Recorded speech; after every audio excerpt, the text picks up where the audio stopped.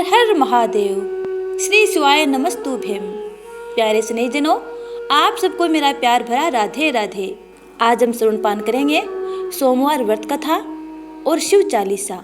Video शुरू करने से पहले यदि आपने चैनल को सब्सक्राइब नहीं किया है तो चैनल को सब्सक्राइब कर बेल आइकन को जरूर दबा लीजिएगा ताकि आगे आने वाली वीडियो के नोटिफिकेशन आप तक टाइम पर पहुंचते रहे। आपकी जानकारी के लिए बता दूं कि जब हम किसी कथा को पूरा सुनते हैं तभी उसका संपूर्ण फल प्राप्त होता है। कथा को अधूरी छोड़ने पर उसके फल की प्राप्ति नहीं होती है। इसलिए आप कथा को पूरी सुनना जिससे आपकी मंगल कामना पूर्ण हो। आइए कथा श्रवण पान करते हैं। एक बार किसी एक नगर में एक साहूकार था। उसके घर में धन की कोई कमी नहीं थी, लेकिन कोई संतान न होने के कारण वह बहुत दुखी था।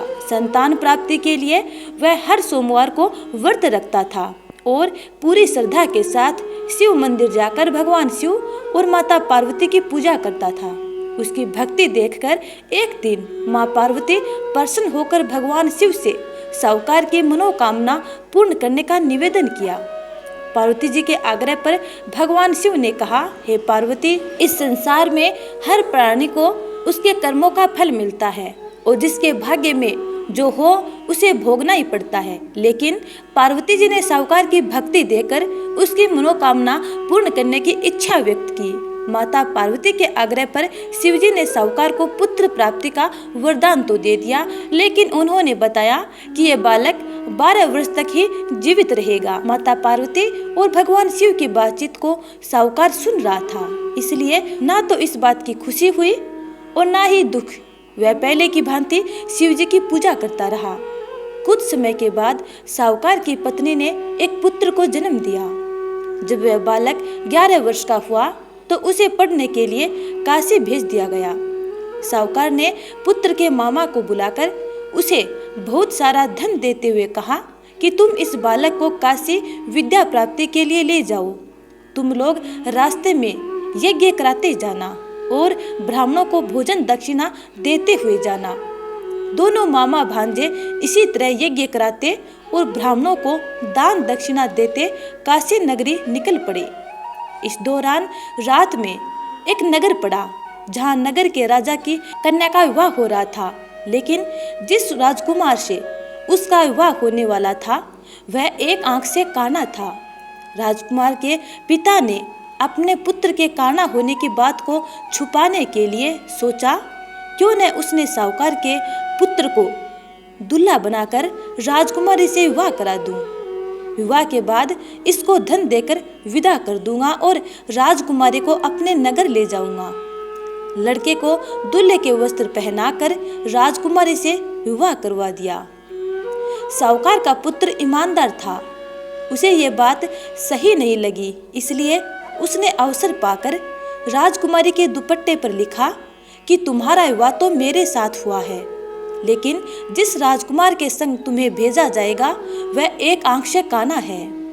मैं तो काशी पढ़ने जा रहा हूँ। जब राजकुमारी ने चुन्नी पर लिखी बातें पढ़ी तो उसने अपने माता पिता को ये सारी बात बताई। राजा ने अपने पुत्री को विदा नहीं किया, फिर बारात वापस चली गई। दूसरी ओर साहूकार का लड़का और उसका मामा काशी पहुँचे और वहाँ जाकर उन्होंने यज्ञ किया।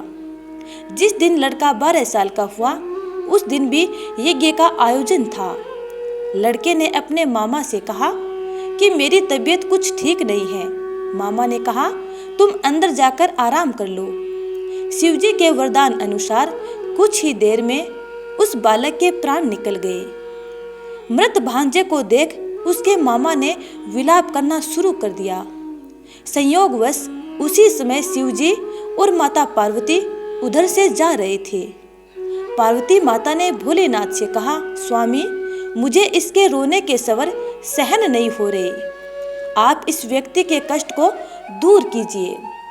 जब शिवजी मृत बालक के समीप गए तो वे बोले कि यह उसी साहूकार का पुत्र है जिसे मैंने 12 वर्ष की आयु का वरदान दिया था। अब इसकी आयु पूरी हो चुकी है।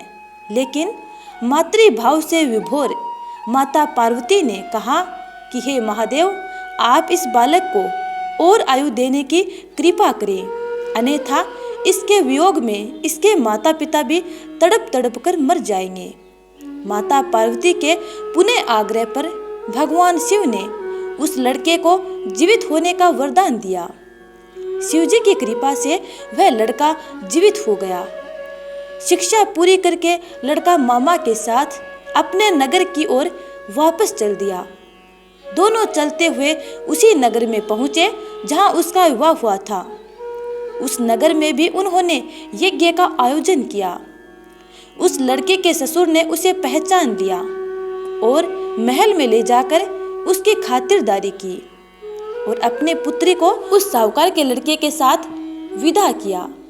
इधर साहूकार और उसकी पत्नी भूखे प्यासे रहकर बेटे की प्रतीक्षा कर रहे थे। उन्होंने प्रण कर रखा था कि यदि उन्हें अपने बेटे की मृत्यु का समाचार मिला तो वे भी प्राण त्याग देंगे, परंतु अपने बेटे के जीवित होने का समाचार पाकर वे बेहद प्रसन्न हुए। उसी रात भगवान शिव ने साहूकार को सपन में आकर कहा, हे श्रेष्ठी, मैंने तेरे सोमवार के व्रत करने और व्रत कथा सुनने से प्रसन्न होकर तेरे पुत्र को लंबी आयु प्रदान की है। इसी प्रकार जो कोई सोमवार का व्रत करता है या कथा श्रवण पान करता है अथवा कथा सुनाता है, उसके सभी दुख दूर होते हैं और सभी मनोकामनाएं मैं पूर्ण करता हूँ। अब सुनते हैं गणपति बप्पा की कथा और फिर सुनेंगे शिव चालीसा। एक बुढ़िया माई थी जो नेत्रहीन थी। उसके एक बेटा और बहू थे। बुढ़िया माई हर रोज गणपति बप्पा की आराधना किया करती थी। उसकी भक्ति से प्रसन्न होकर भगवान गणेश प्रकट हो गए और बोले, बुढ़िया माई, मैं तेरी भक्ति से अत्यंत प्रसन्न हूँ, तू जो चाहे सो मांग सकती है। बुढ़िया माई बोली, हे गणपति बप्पा, मैं क्या और कैसे मांगूं? मुझे तो मांगना नहीं आता। तब गणपति बप्पा ने कहा, तू अपने बेटे और बहू से पूछ ले, फिर मांग लेना। बुढ़िया माई अपने बेटे के पास गई और बोली, बेटा, गणपति बप्पा मेरी भक्ति से अत्यंत प्रसन्न है और वो मुझसे कह रहे हैं कि बुढ़िया माई तू कुछ मांग ले, तो क्या मांगूं? तब बेटे ने कहा, माँ, तुम धन मांग लो। फिर बुढ़िया माई अपनी बहू के पास गई और बहू से पूछा। बहू ने कहा, माँ जी, नाती और पोते मांग लो।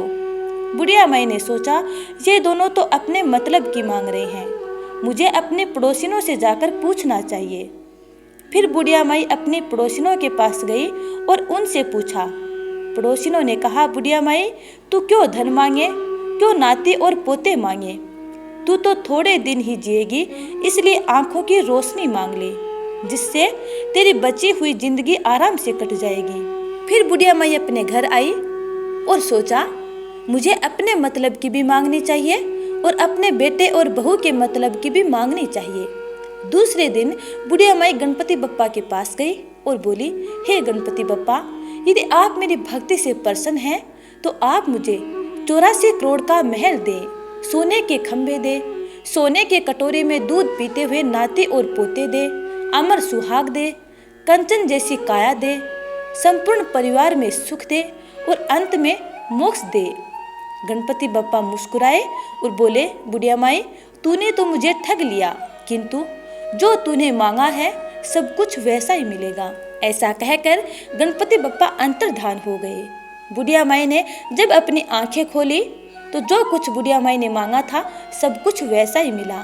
हे गणपति बप्पा, जैसे आपने बुढ़िया माई की मन इच्छा पूर्ण की, वैसे ही अपने सब भक्तजनों की मंगल कामनाएं पूर्ण करना। अब सुनते हैं शिव चालीसा। श्री गणेश गिरिजा सून मंगल मूल सुजान, कहत अयोध्या दास तुम देहु अभय वरदान। जय गिरिजापति दीन दयाला, सदा करत संतन प्रतिपाला। भाल चंद्रमा सोहत नीके, कानन कुंडल नागफनी के। अंग गोर सिर गंग बहाए, मुंड माल तन छार लगाए। वस्त्र खाल बागंबर सोहे, छवि को देख नाग मुनि मोहे। मैना मातु की हवे दुलारी, बाम अंग सोहत छवि नारी। कर त्रिशूल सोहत छवि भारी, करत सदा शत्रुन क्षयकारी। नंदी गणेश सोहे तह कैसे, सागर मध्य कमल है जैसे। कार्तिक श्याम और गणराऊ, या छवि को कही जात न काऊ। देवन जब ही जाय पुकारा, तब ही दुख प्रभु आप निवारा। किया उपद्रव तारक भारी, देवन सब मिली तुम ही जुहारी। तुरत सदानन आप पठायो, लव निमेष मह मारी गिरायो। आप जलंधर असुर संहारा, सुयश तुमरे विदित संसारा। त्रिपुरासुर सन युद्ध मचाई, सब ही कृपा कर लीन बचाई। किया तप ही भागीरथ भारी, पूर्व प्रतिज्ञा तसु पुरारी। दानिन मह तुम सम को नाही, सेवक स्तुति करत सदाहिम। वेद नाम महिमा तव गाई, एकथ अनादि भेद नहीं पाई।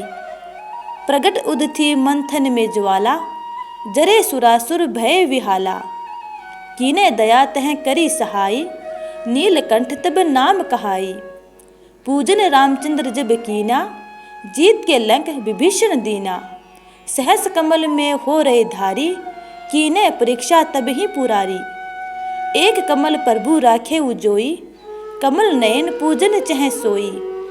कठिन भक्ति देखी प्रभु शंकर, भय प्रसन्न दिए इच्छित वर। जय जय जय अनंत अविनाशी, करत कृपा सब के घटवासी। दुष्ट सकल नित्य मोहि सतावे, भ्रमत रहे मोहि चैन न आवे। त्राही त्राही में नाथ पुकारो, यही अवसर मोहि आन उबारो। ले त्रिशूल शत्रुन को मारो, संकट से मोहि आन उबारो। मातु पिता भ्राता सब कोई, संकट में पूछत नहीं कोई। स्वामी एक है आस तुम्हारी, आए हरहु अब संकट भारी। धन निर्धन को देत सदाही, जो कोई जांचे वो फल पाही। स्तुति के ही विधि करो तुम्हारी, क्षमहु नाथ अब चूक हमारी। शंकर हो संकट के नाशन, मंगल कारण विघ्न विनाशन। योगी यति मुनि ध्यान लगावे, नारद सारद शीस नवावे। नमो नमो जय नमो शिवाय, सुर ब्रह्मादिक पार न पाए। जो ये पाठ करे मन लाई, ता पार होत है शंभु सहाई। ऋनिया जो कोई हो अधिकारी, पाठ करे सो पावन हारी। पुत्रहीन कर इच्छा कोई, निश्चय शिव प्रसाद ते ही होई। पंडित त्रयोदशी को लावे, ध्यान पूर्वक होम करावे। त्रयोदशी व्रत करे हमेशा, तन नहीं ताके रहे कलेसा।